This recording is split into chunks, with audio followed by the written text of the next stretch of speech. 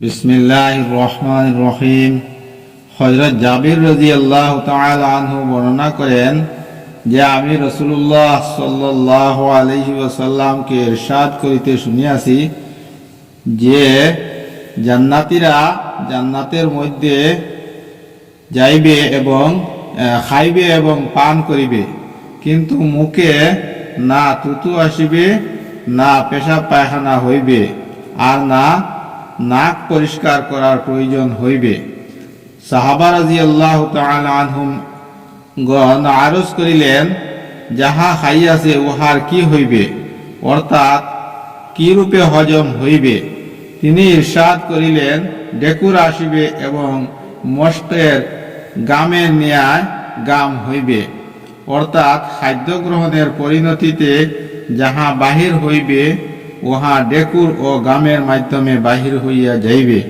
আর জান্নাতীদের মুখে আল্লাহ তাআলার প্রশংসা ও পবিত্রতা এমনভাবে জারি হইবে যেমন তাহাদের শ্বাস প্রশ্বাস জারি হইবে। হযরত আবু সাঈদ খুদরী রাদিয়াল্লাহু তাআলা আনহু ও হযরত আবু হুরায়রা রাদিয়াল্লাহু তাআলা আনহু হইতে বর্ণিত আছে যে রাসূলুল্লাহ সাল্লাল্লাহু আলাইহি ওয়াসাল্লাম ইরশাদ করিয়াছেন, একজন ঘোষণাকারী জান্নাতীদেরকে ডাকিয়া বলিবেন, তোমাদের জন্য সুস্থতা রহিয়াছে, কখনো অসুস্থ হইবে না। তোমাদের জন্য জীবন রহিয়াছে, কখনো মৃত্যু আসিবে না। তোমাদের জন্য যৌবন রহিয়াছে, কখনো বার্ধক্য আসিবে না। তোমাদের জন্য সুখ রহিয়াছে, কখনো দুঃখ হইবে না। উক্ত হাদিস নিম্নোক্ত আয়াতের তাফসীর স্বরূপ যাহাতে আল্লাহ তাআলা ইরশাদ করিয়াছেন, ওয়ানুদু আন তিলকুমুল জান্নাতু উরিসতুমুহা বিমা কুনতুম তা'মালুন, অর্থাৎ এবং তাহাদেরকে ডাকিয়া বলা হইবে, এবং এই জান্নাত তোমাদিগকে তোমাদের আমলের বিনিময়ে দেওয়া হইয়াছে। হযরত শুআইব রাদিয়াল্লাহু তাআলা আনহু হইতে বর্ণিত আছে যে রাসূলুল্লাহ সাল্লাল্লাহু আলাইহি ওয়াসাল্লাম ইরশাদ করিয়াছেন, জান্নাতি লোকেরা যখন জান্নাতে পৌঁছিয়া যাইবে তখন আল্লাহ তাআলা তাহাদেরকে বলিবেন, তোমরা কি চাও? তোমরা কি চাও যে আমি তোমাদেরকে একটি অতিরিক্ত বস্তু দান করি? অর্থাৎ তোমাদেরকে এই পর্যন্ত যাহা কিছু দান করা হইয়াছে উহা হইতে অতিরিক্ত একটি বিশেষ বস্তু দান করিব কি? তাহারা বলিবেন, আপনি কি আমাদের মুখমণ্ডল উজ্জ্বল করিয়া দেন নাই? আর আপনি কি আমাদেরকে জাহান্নাম হইতে বাঁচাইয়া জান্নাতে দাখিল করিয়া দেন নাই? এখন উহা ব্যতীত আর কি হইতে পারে যাহার খাহেশ আমরা করিব? বান্দাদের এই জবাবের পর আল্লাহ তাআলার পর্দা সরাইয়া দিবেন, যাহার পর তাহারা আল্লাহ তাআলার দর্শন লাভ করিবে। এখন তাহাদের অবস্থা এই হইবে যে এই পর্যন্ত তাহারা যাহা কিছু পাইয়াছিল ওইসব কিছু হইতে তাহাদের রবের দর্শন লাভ করার নিয়ামত তাহাদের নিকট অধিক প্রিয় হইবে। হযরত আবু হুরায়রা রাদিয়াল্লাহু তাআলা আনহু বলেন যে নবী করিম সাল্লাল্লাহু আলাইহি ওয়াসাল্লাম ইরশাদ করিয়াছেন, তোমরা কোন কট্টর নাফরমানকে নিয়ামতের মধ্যে দেখিয়া তাহার প্রতি ঈর্ষা করিও না। তুমি জানো না মৃত্যুর পর তাহার সহিত কিরূপ ব্যবহার করা হইবে। আল্লাহ তাআলার নিকট তাহার জন্য এমন এক ঘাতক রহিয়াছে যাহার কখনো মৃত্যু আসিবে না। ঘাতক বলিয়া দুজখ পূজানো হইয়াছে, যাহাতে সে অবস্থান করিবে। হযরত আবু হুরায়রা রাদিয়াল্লাহু তাআলা আনহু হইতে বর্ণিত আছে যে রাসূলুল্লাহ সাল্লাল্লাহু আলাইহি ওয়াসাল্লাম ইরশাদ করিয়াছেন, তোমাদের এই দুনিয়ার আগুন দুজখের আগুনের 70 ভাগের 1 ভাগ। আরজ করা হইল, ইয়া রাসূলুল্লাহ, এই দুনিয়ার আগুনই যথেষ্ট ছিল। তিনি ইরশাদ করিলেন, দুজখের আগুনকে দুনিয়ার আগুনের মোকাবিলায় 69 স্তর বৃদ্ধি করা হইয়াছে। প্রত্যেক স্তরের তাপ দুনিয়ার আগুনের তাপের বরাবর হইবে।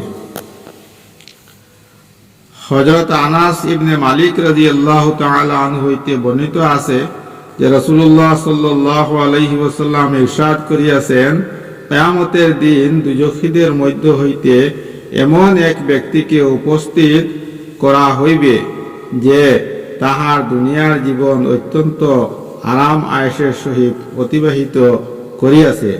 তাহাকে দুজখের আগুনে একটি ডুব দেওয়ানো হইবে। অতঃপর তাহাকে জিজ্ঞাসা করা হইবে, হে আদমের সন্তান, তুমি কি কখনো কোনো ভালো অবস্থা দেখিয়াছ? আর তোমার উপর কখনো কি কোনো আরাম আয়েশের সময় অতিবাহিত হইয়াছে? সে আল্লাহ তাআলার কসম খাইয়া বলিবে, হে আমার রব, কখনো না। এমনি ভাবে জান্নাতীদের মধ্য হইতে এমন এক ব্যক্তিকে উপস্থিত করা হইবে যাহার জীবন সবার চেয়ে বেশি কষ্টের মধ্যে কাটিয়াছে। তাহাকে জান্নাতের মধ্যে একটি ডুব দেওয়ানো হইবে। অতঃপর তাহাকে জিজ্ঞাসা করা হইবে, হে আদমের সন্তান, তুমি কি কখনো কোনো কষ্ট দেখিয়াছ?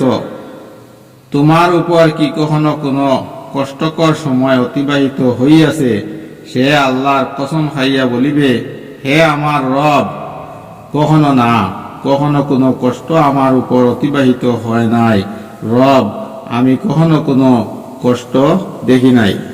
হযরত সামুরা ইবনে জুনদুব রাদিয়াল্লাহু তাআলা আনহু হইতে বর্ণিত আছে যে রাসূলুল্লাহ সাল্লাল্লাহু আলাইহি ওয়াসাল্লাম ইরশাদ করিয়াছেন, কোন কোন দুজখীকে আগুন তাহাদের পায়ের গিট পর্যন্ত পাকড়াও করিবে, কাহারও হাঁটু পর্যন্ত পাকড়াও করিবে, কাহারও কোমর পর্যন্ত পাকড়াও করিবে, কাহারও হাসুলি গলার নিচের হাড় পর্যন্ত পাকড়াও করিবে।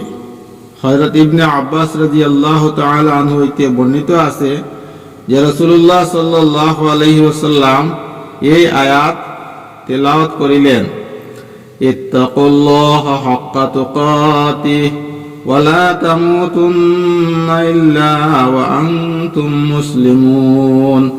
আল্লাহ তাআলাকে ভয় করিতে থাকো, যেরূপ তাহাকে ভয় করার হক রহিয়াছে, আর পরিপূর্ণ ইসলামের উপরই মৃত্যুবরণ করিবে।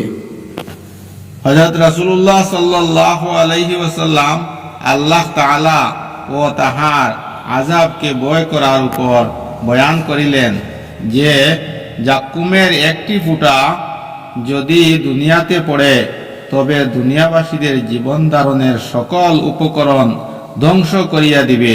সুতরাং ওই ব্যক্তির কি অবস্থা হইবে যাহার একমাত্র খাবারই জাক্কুম হইবে।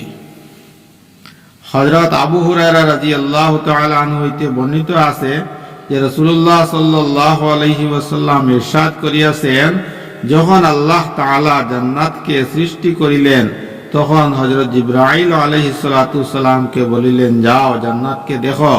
তিনি যাইয়া দেখিলেন। অতঃপর ফিরিয়া আসিয়া আল্লাহ তাআলার নিকট আরজ করিলেন, হে আমার রব, আপনার ইজ্জতের কসম, যে কেহ এই জান্নাতের অবস্থা শুনিবে সে অবশ্যই উহাতে দাখিল হইবে, অর্থাৎ জান্নাতে পৌঁছিবার পুরোপুরি চেষ্টা করিবে। অতঃপর আল্লাহ তাআলা উহাকে কষ্টদায়ক জিনিস দ্বারা ঘিরিয়া দিলেন, অর্থাৎ শরীয়তের হুকুমের পাবন্দি লাগাইয়া দিলেন, যাহার উপর আমল করা নফসের জন্য কষ্টকর।